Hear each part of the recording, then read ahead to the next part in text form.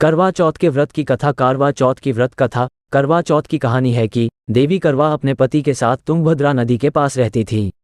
एक दिन करवा के पति नदी में स्नान करने गए तो एक मगरमच्छ ने उनका पैर पकड़ लिया और नदी में खींचने लगा।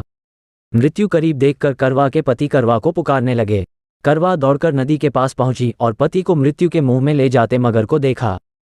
करवा ने तुरंत एक कच्चा धागा लेकर मगरमच्छ को एक पेड़ से बांध दिया। करवा के सतीत्व के कारण मगरमच्छ कच्चे धागे में ऐसा बंधा कि टस से मज नहीं हो पा रहा था।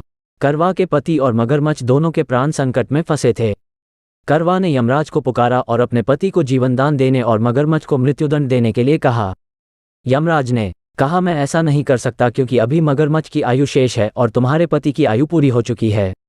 क्रोधित होकर करवा ने यमराज से कहा, अगर आपने ऐसा नहीं किया तो मैं आपको शाप दे दूंगी।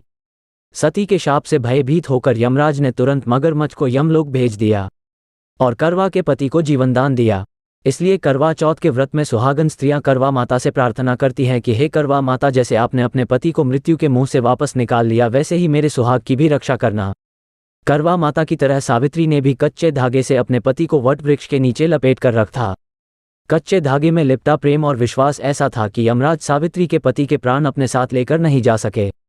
सावित्री के पति के प्राण को यमराज को लौटाना पड़ा और सावित्री को वरदान देना पड़ा कि उनका सुहाग हमेशा बना रहेगा और लंबे समय तक दोनों साथ रहेंगे।